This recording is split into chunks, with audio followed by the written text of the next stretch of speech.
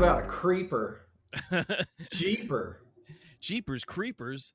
Hey, speaking of which, We just watched. we just watched Jeepers Creepers Reborn. We did. That's the fourth movie in the franchise, and we watched the whole thing. We actually got through the whole thing barely. It's streaming on Hulu. It was not our usual streaming go-to service. As Jason mentioned, oh, by the way, we are Cinematic Suffering. We review horror movies. We do we do commentary of horror movies and other fun stuff, podcasts, everything horror related. This is your one-stop shop. So you come here for all your horror goodness. And the most recent film that we tackled was Jeepers Creepers Reborn. Yeah, and if you're watching this on YouTube, make sure you hit that subscribe button, that like button, and leave a comment below because it always helps with the good old algorithm. But yes, we did delve into the surly mess that is Jeepers Creepers Reborn. You were really anxious to watch this, Clay. I remember you were just messaging me probably day and night. I mean, 24 hours, 7 text, Facebook messages, IG messages, and you're like, we're going to watch Jeepers Creepers Reborn. I've heard so many good things about it. And I say, Clay, this is a bad idea. No, this is going to be a good movie. I mean, just because the last one, just because the film is built off of the very, very controversial foundation of the very, very problematic director, that doesn't mean, and just because the third one was absolutely horrible, doesn't mean that the fourth one is going to be bad. Right, because there's been no precedent in the history of horror movies on sequels progressively getting worse, as they've always consistently been better.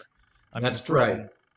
We can name a few off the hand that consistently get better. How about the Saw series?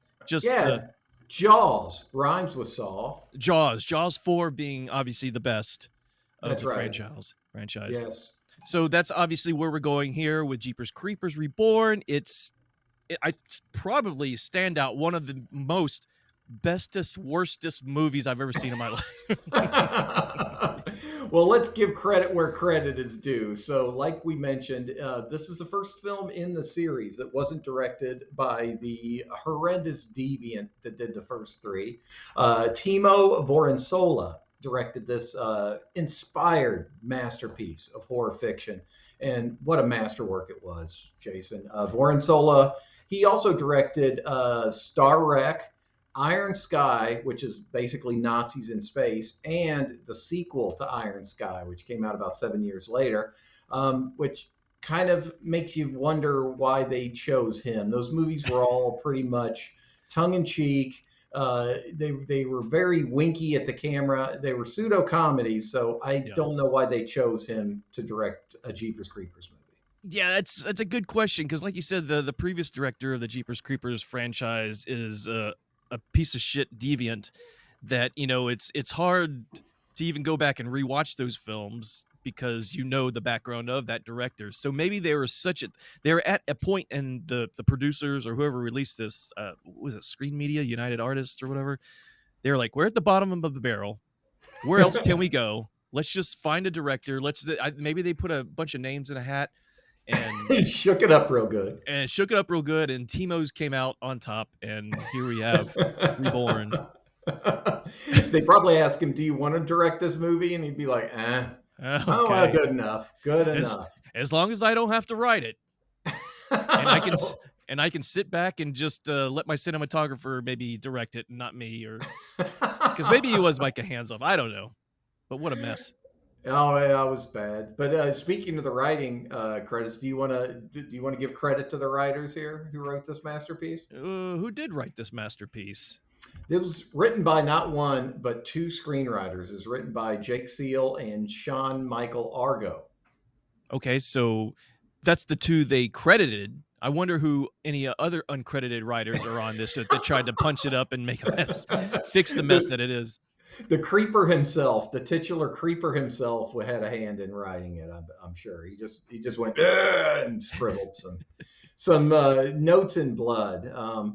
There's actually a large cast, but Written down in my notes here, I said it was confounding that it had two screenwriters, and I wondered if maybe the reason for that was is that they both suffer from narcolepsy, and one would fall asleep, and the other one would have to take over at the keyboard. That one falls asleep, and vice versa. And what wakes them up is just the clunking of the heads on the desk.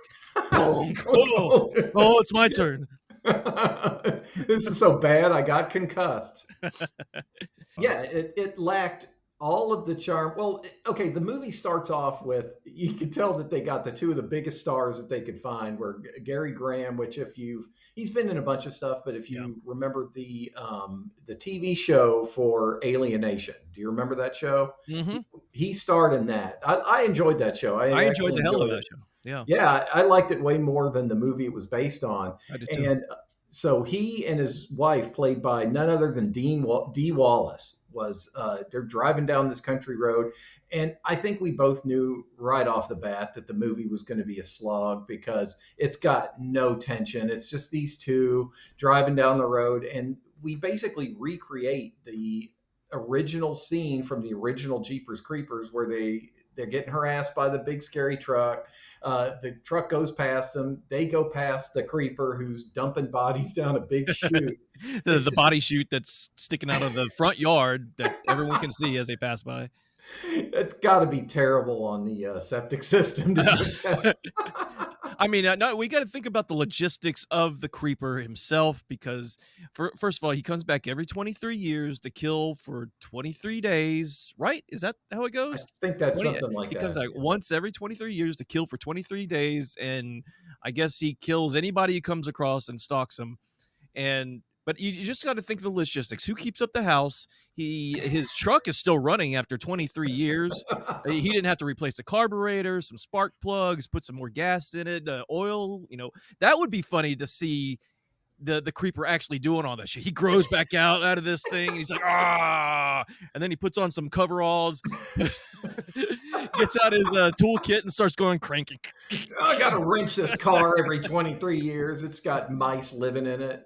You're replacing the dry rotted tires and all the shit there.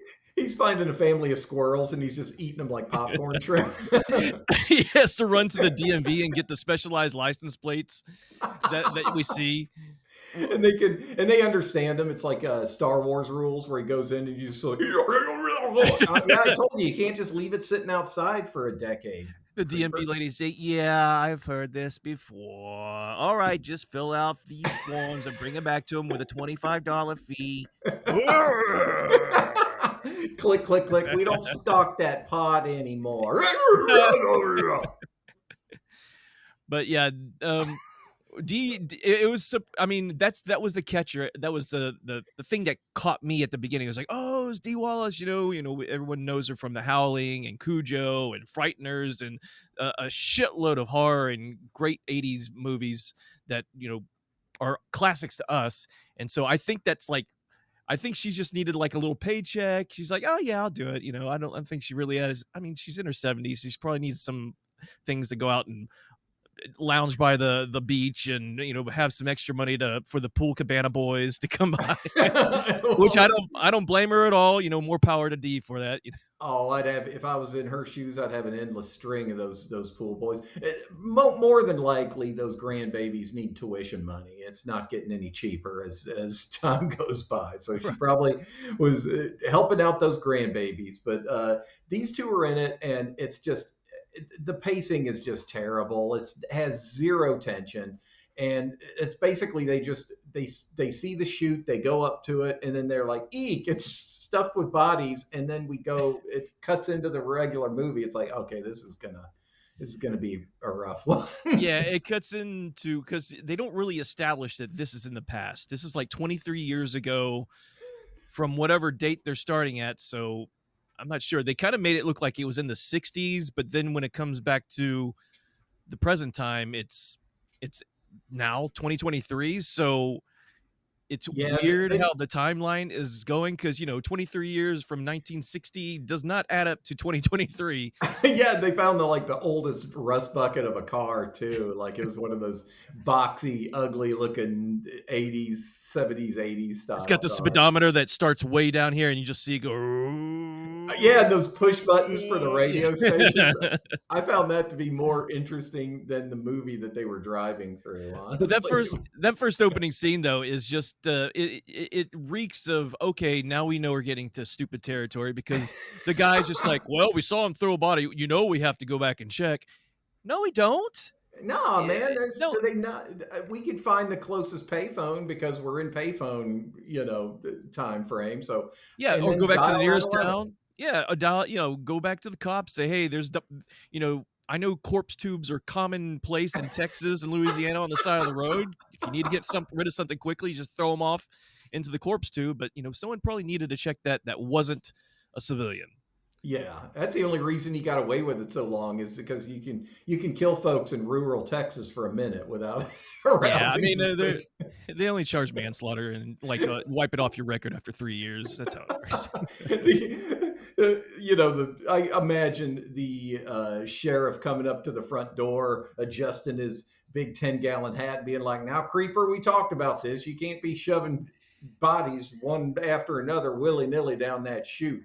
Now, look, I realized that I went over my quota, but look, I can only do 10 a day, and that's ridiculous because, I do at least 30 a day. So what am I going to keep the rest on the side of the road for the garbage to come pick up? No, I had to put them in the corpse tube. It's like fish in a barrel. These teenagers, they practically killed themselves. They're driving up to my driveway. I don't have to go out and look for them anymore. And then I killed them with my weird medieval axe, just chippity chip chop. Oh goodness. Oh, so the next characters that we meet are Laine and what's her boyfriend's name? Goodness, I Chase. forget. Chase, Chase, Laine and yeah. Chase. And you couldn't have found two people with less chemistry. They they somehow are able to balance being both annoying and boring at the same time. So we meet them. They're driving down the road. It's the classic relationship of skepticism versus superstition. The boyfriend is all into the creeper lore rather, and he goes waffles on and on about the creeper, and his girlfriend is very pragmatic and skeptical of all this, and it never comes up again. It's just an exposition dump for backstory. Yeah, it's a true exposition dump in the meaning of the definition. We get him saying, "Your scientist friends can't explain everything," and she goes, "Well, I'm a scientist, I know, and you have scientist friends. Well, I am logical and pragmatic, and I know, but if you see the evidence on the tape, not everything can explain." And it was just beat, pop, pop, pop, Oh just yeah. crunch, and I felt I was getting punched in the gut with the exposition. Could you imagine being in the back seat, like if you're trapped on a road trip with these two, how much you would want to just tumble out of the car onto your face onto the highway? Hey guys, I just want you to just take a little pass near you see the rest stop that's right there? No, you don't have to stop. There's just, I know you're going 70 miles an hour, but I just want to let you know that I'm out. Or the creeper or the creeper comes up and you're actively choking the other one to death because he just got the other one. He's like, these kids, they kill each other. I don't you're taking all my fun. And and then we get a brief mention of an ancillary character that means nothing at all. Matt, this guy Matt, I think his Oh, name that's is right. Matt. And she's like, "Oh, well, maybe I need to call my friend Matt." And Matt is coming out for some reason in their direction. I guess they're going to the same fest or horror con. He totally looks like a person that would go to one of these horror cons as well. He's got a nice Jaguar. He's dressed really nice. He's very, very flamboyant and immediately killed. And I'm like, what was the point? We didn't even get a kill scene. If there was a kill scene that was bloody and gory, I mean, we did get to see the creeper's head wrap around this dude's face, but yeah, there's nothing. That's one of my big problems with it is there was nothing kind of elaborated on with the character in the first movie. It was entertaining because you slowly learn that he's this weird creature. Like at the beginning of the movie, he could be anybody. He could just be a guy in an overcoat and a hat, and Yeah. then you slowly learn that he's got these weird bat wings on his head. Yeah. And then in the second movie, you learn that the dude can fly and replace his own head as needed. You know, Right. he just picks and chooses body parts, and that's like, wow, he's some kind of weird composite character. I don't know what I learned about the third one. What I learned from the third movie is that you can be the most horrendous person imaginable, and they won't fire you until your movie sucks and doesn't make money. So that's good. Thanks, It's Hollywood. Just it's a good learning real, experience. yeah, consistent ethics, Hollywood. Good job. And with the fourth one, just nothing. He doesn't. The character himself isn't that interesting. And no disrespect to the guy that played him, but the previous actor did it way better. Frankly, it's kind of like like Yeah. Kane Hodder is the best Jason, then we can have that discussion. That one, horror fans love that. But there's just something about the dude's body language, his facial features, his expressions. The original actor, which was played by Gerard Benjamin played him this time, and Jonathan Breck was the guy that played him in the previous movies. I think Yeah. did a far better job.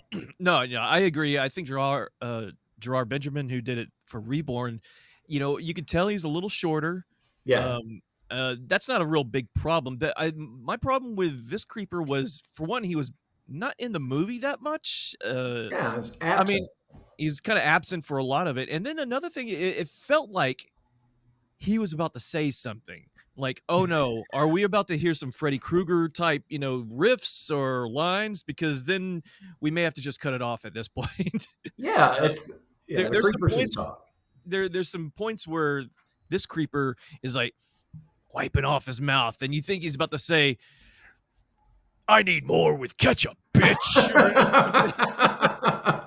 Some zinger. some zinger, but he doesn't. Luckily, he doesn't do that. But there's these weird characteristics that were being played around with that it didn't gel with me. I mean, the creature effects were cool at least, but the characterization of the creeper was a little bit to be desired. Yeah, like I don't know. I found myself kind of looking at his hat, going, that hat doesn't look good. It's supposed to. One would assume that it's a hat made out of human flesh because that's kind of what he crafts all of his gear out of, and it's just.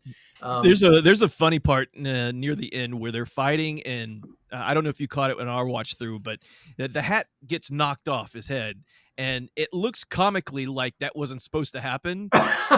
Just keep it rolling. Just keep it rolling, kind of thing. And then I think another scene, it shows him actually picking the hat up, but at the time it was just like bonk, the hat just goes floppity whippity way wobbly away, Rolls down the hallway. I mean, it's catches the little wind, keeps the door opens for it, rolls right out into the grave. there's probably outtakes where the actor is trying to talk through those monster trees, like, you want to do it again? I got my hat. Yeah, I mean, we could do that, or just break for lunch and Like, eyeballing those bagels hard. That's all I care about is that deli tray's looking mighty fine. Yeah, this movie was a turd. It just it was the characters. It was plentiful characters, and they were all boring and pointless, and you couldn't connect with any of them. And the only joy that I felt when one of them was dispatched was that we're one person closer to the credits. Like we're almost done. right, Everybody yeah. gets killed. And No, as you mentioned, just zero creative kills. There's no gore. It's just it's just a slog to get through, frankly. right. And there was the main reason for the characters to be in this area anyways was this supposed like kind of like mix between a juggalo and creep con fest that was happening. And we get to see a bunch of unusual characters cosplaying, mostly as clowns for some reason. I think that's where you came up with Yeah. oh, this is like a juggalo horror convention. It would have been more interesting if it was actually Gathering of the Juggalos, because then at least you'd get to see some unhoused people giving each other syphilis or something. And this fest, it's really one of the things I found weird was that they go up to a booth that you throw axes and you throw shurikens and all this stuff at a dummy, and the carney who comes out, he's like, y'all ever heard of the creeper? And the guy, the Chase, the boyfriend, goes, you've heard of the creeper? I can't believe you've heard of the creeper. Oh, what else do you know about the creeper? It's like, what do you mean you can't believe he hasn't heard of the creeper? He lives in the fucking area where this creepers the legend takes place. That's their whole gig. It's like going through Arizona where you always see the signs for like 250 miles along the I-10 where it Yeah. says visit the black spot. This is the black spot, the evil, the thing from the desert. You're about to approach it 100 miles out, visit the black spot. And then you get there, and then someone says, oh, do you want to go look at the black spot? And you're like, you know about the black spot? Yeah. How do you know about the black spot? It's like going up into the Appalachian area and not hearing some cracked out hillbilly tell you all about Bigfoot or the swamp monkey or whatever the local lore They is. filmed Deliverance around here, and Burt Reynolds came up and gave me a wedgie back then. I tell you, he's a nice guy. I've got a Deliverance themed restaurant, which seems really inviting over here. But yeah, that was another like kind of thing about it. There it seemed like some people didn't know about it, and it's like, how do you not know about all this stuff? But maybe you just kind of like, sorry, I thought I heard something over there. It's a creeper. There's but just little nitpicks I know like that, but you can nitpick, but when you're nickel and diming us the entire time, Yeah. and you got $100 in your hand of nickels and dimes, you got a legitimate fucking concern. Well, it's just like it seems like it was a film just made out of negatives. It was just composed completely of negatives. It's all about what's absent, is what strikes me. It's absent of any compelling characters. You can't get into any of them. The dialogue is not interesting. There's no imaginative kills, and there's no expansion of the creeper lore. There's nothing. It's just got nothing. It's a big collective of nothings. The cinematography it looked like his other movies, like the director's other movies, but that doesn't work for this movie. Like that the overly fake green screen look works for Nazis in space because it adds to the intentional camp of all of it. But this movie's not supposed to be intentionally campy. So it just looks fake, and that's another thing that takes you right out of a movie that you weren't invested in to begin with. Yeah. No, yeah, you're exactly right. And as we're progressing along with the story, even the scenes of the couple in the car, Chase and Laine, it looks like a green screen. It looks like they're just in a car. They got a green screen back then. They just superimposed an image of moving terrain, and it was painfully obvious. And now I know there's some things with HD there where things look a little unreal because, especially if you grew up like we did with tube, analog television, when we first started seeing on HD and on flat screens, it kind of had a odd look to us. Yeah. But this was even odder, if that's even a word. And I'm not talking about the damn animal. I'm talking about just being extremely weird to look at and disassociating. And it takes you kind of out of the movie a little bit. There's a specific scene near the end. It's at the climax. It's where they're on the roof and they're the two guys are trying to get this lightning rod off the roof. They're going to throw it down onto the creeper as he comes out of the house. The creeper's being lured out of the house by the heroine, and they, for some reason, they get it in their idea that they're just going to go up on top of the roof and get a weather vane and then throw it on top of them. That'll work. Like, I mean, that seems like something that wouldn't be a 1 in 100 chance of actually hitting anything on the way down, but it just goes plunk. Well, we tried, and he grabs the baby and takes off. But yeah, but you could see the CGI as they throw it. It cuts across the screen and goes it and then goes like this. It goes it wobbles and goes down. So obviously someone was manipulating the graphic. And I'll probably show it in one of the clips that we'll show. Yes. Whoops. I didn't have this, like the timeline right. The tween. The tween is not right. Oh, well, these are little technical things that, eventually do bring you out, and you can't get close to any of the characters. Well, not that you could get close to any of the characters, but if it was filmed a little more realistically and didn't have these little weird CGI touches, it might have been, Well, you know, it's not an F, but maybe an F plus. well, and it's frustrating because it's like it was the horror community really clamoring for another Jeepers Creepers movie. Like we, anyone that's got even minuscule amount of ethics is at least a little bit conflicted about these movies. The Of initial course. ones, like you can't not know what happened. We're not going to discuss the specific crimes here because they're revolting, and we don't want to get like slapped with a whatever wrist slap that YouTube would give us for mentioning it out loud. But it's awful. The guy didn't do any real time for it, and then when they get another director, it's like it sucks as bad as the third one did. We don't want. I don't think that the horror community really wants another Jeepers Creepers movie that bad. They could probably get more excited about a new Jason or a new Freddy, which we're not because they're going to screw that up too. It's like, Yeah. oh, I just can't wait for the next Nightmare on Elm Street reboot that you're going to totally screw up, or the next Jason movie that's not going to be any good. Right. Yeah. No, I mean, I certainly wasn't. I certainly wasn't clamoring for a new Jeepers Creepers. Like I've mentioned, I may have mentioned before, Jeepers Creepers 1 and 2 were fine with me. I never saw 3, but Not missing anything. yeah, and I thought 1 and 2 were fine. Were they the greatest? No, no, no. But at the same time, they're enjoyable to watch, and they had some personality to them. And they had somewhat of a plot. You Yeah, know, yeah. There was, and it's they didn't spoon feed you what the creeper was. There was enough, there was enough mystery around the character to make that appealing. But the more you learned about him, the more unsettling and kind of gross he was, and just the other movies. The first two movies were just paced so well. Like yeah, you saw the truck. The truck was menacing, the big scary truck, and they were just entertaining movies. This one, if you're not going to make it good, don't make it. Like it's another one of these horror movies that just stank of no love and no effort. And yeah, that just drives me nuts when I see a movie like that. You don't need quantity over quality. Because yeah. like especially the older I get, the more time is the big currency, and I just get more and more angry when people waste mine. And this, believe me, Jeepers Creepers Reborn is not a good use of an hour and a half of your time, unless you watch our riff and laugh along with us as we crap wise about it.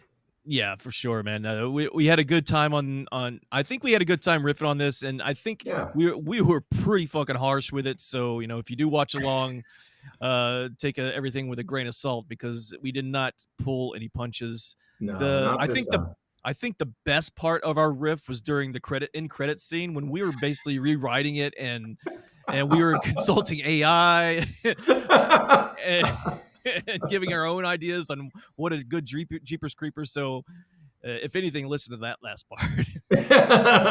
Yeah, we get a couple good zingers in, I thought. Yeah. No, it was definitely it was definitely a rough watch. I'm glad I got to watch it with my partner in crime here. That's right. But that's about it for Jeepers Creepers Reborn. Unless there's anything you wanted to add, I know you had No, quite a bit of. no, it sucked. It sucked. So I think on the list of movies we've watched so far, let us see. We've Where got does it rate in the suckometer? the suckometer from me is going to so already at the bottom of the list was Children of the Corn. I'm going to leave it at the bottom. Right. Reborn sucked, so I'm going to put Reborn above that, and then Okay. Leave is above that. So Leave keeps getting pushed up. that's Eventually, that's the it's going to thing. wind up in the top 10 eventually. That's the thing. If you're a dumb kid, you just got to know where the dumber kids in the class are, so that you can be pushed up the bell curve a little bit. Um, I don't know. That's a compelling question. Was it as bad or worse than Children of the Corn? Yeah, Children of the Corn was pretty damn bad. So yeah, those two can have a slap fight on who gets to win for the worst cinematic suffering movie that we've watched so far. I'm very curious though to see what the 5-star reviews of Jeepers Ah, Creepers Reborn are. So let's just take a gander at them. There's approximately 7,800 plus reviews on it on Amazon coming. I guess it's fed through. Yeah, it's on Amazon. So let's go and take a look at these details. Let's Hell, read I all saw a these. copy at Walmart, a physical copy. So it's got a 35% 5-star rating. It's got a total of 3 out of 5 stars on IMDb. Unacceptable. Can you believe this? That'd be funny. You see it. It's signed by Shmimo Shmorensola. Like he Okay. doesn't even change his name that much. So here's just a sampling of the 5 stars. Headline: nice. Good sequel, 5 stars. Next one, great. The summary: love it, 5 stars. Roger writes, just as his headline, movie. 5 stars, can't go wrong. If a fan, I'm sure he meant I'm a fan. 5 stars. CC writes, this was an okay movie in their headline, and the movie was okay in their actual. CC fucking regular Roger Ebert over here. Yeah, I know. David writes, 5 stars, good horror film. It's a Creeper movie. Nice. Yeah, that's yeah. Great. So these are all our 5-star geniuses who rated this. No ways a lot of English as a second language people were involved in these totally real reviews. No one got paid at all to write from some foreign country to write any of these reviews. No. So there's just a nice little sampling of it. I may do hey, what about this? Maybe I just start doing, or we both start doing like fireside chats of the movies we watch. And just reading 5-star reviews, maybe I'll sit in a comfy bathrobe with a cigar and like a bottle or like a glass of brandy, and then start reading 5-star reviews of Jeepers Creepers Reborn. Oh yes, I think that'd be great. I love that idea. We need to jot that one down. Yeah, I need to do that. But that's it. Jeepers Creepers Reborn, total horrible piece of crap. I'm trying. No bueno. No bueno. And so that's about it. Do we have anything else we need to talk about? Do we need to push? Well, just keep your eyes peeled on the channel, y'all. We're always coming up with new content. Once in a while, as a treat to you, the viewer, we actually sit down and write scripted commentary for the special movies. We've done that for Death Metal, and we've done that for the film Devil's Island. Those were a lot of fun, so you should definitely check those out. You can get them synced with the actual movie and watch along. But throw us a comment, throw us a like. Did you watch Jeepers Creepers Reborn? Were we too harsh on it? What do you think that we should review next? Just throw a comment down there and let us know. Yeah, it's actually pretty awesome. Yeah, I'd like to hear everyone else's comments on Jeepers Creepers Reborn. But I guess that is about it. I keep thinking we need to come up with some kind of catchy outro jingle or catchphrase. So, you don't suffer cinematically. Yeah, I don't know. I'm very short on wit when it comes to those punchy like ad reads. We're gonna work on that in the meantime. This will probably take months, if not years, to eventually come up with something. But please take care. Get her done. you might be a fan of horror movies if you watch trashy horror movies. Thanks everyone. Cinematic Suffering. I'm Jason. I'm Clay. And we out. We out of here. Thanks, y'all.